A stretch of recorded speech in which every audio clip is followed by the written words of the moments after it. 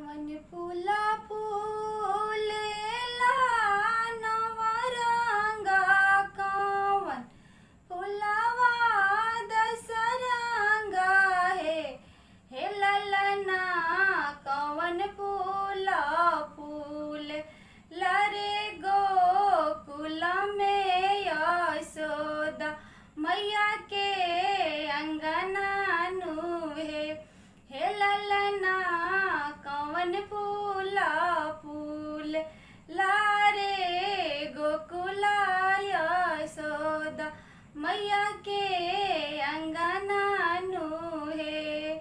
बेली फूला फूलेला नवरंगा चमेली फुलवा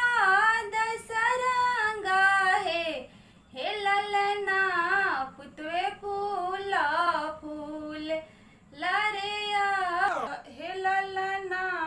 पुतवे फूला फूल लारे गोकुला यशोदा मैया के अंगना नुहे दुआर से सासुर मोरा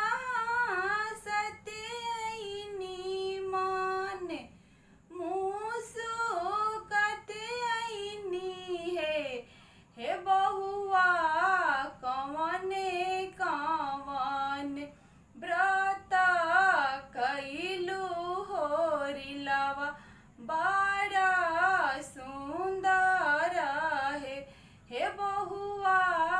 कवने कवन व्रत कैलू होरिलवा अति सुंदर एक तमे कईनी करसी दो वारसी के पारन कईनी हे ससुर जी विधि से करील एतावार होरिलवा अति सुंदर हे ससुर जी विधि से करील एतावार होरिलवा बड़ा सुंदर तुवर से भासुर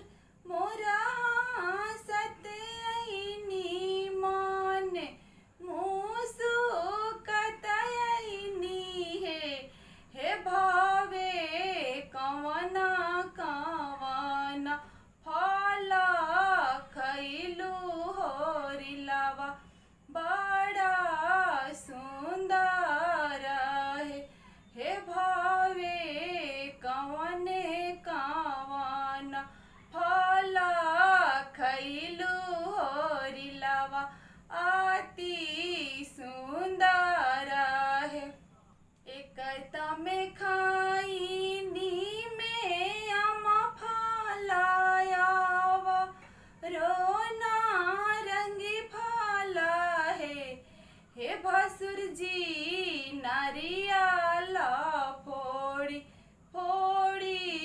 खैनी होरिलवा बड़ा सुंदर हे भसुर जी नारियल फोड़ी फोड़ी खैनी होरिलवा बड़ा सुंदर तुवर से देवर मोरा सत्यले भाभी से पूछते अइले हे भाभी के करा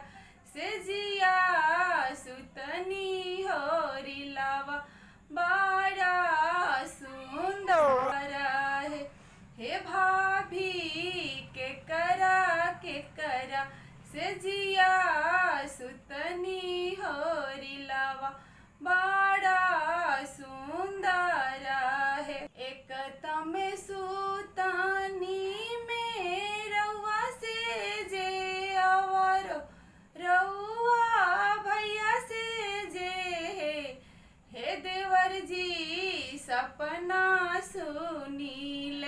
नाना दोसिया सजे हरि लावा बड़ा सुंदर है। हे देवर जी सपना सुनील नाना दोसिया सजे हरि लावा बड़ा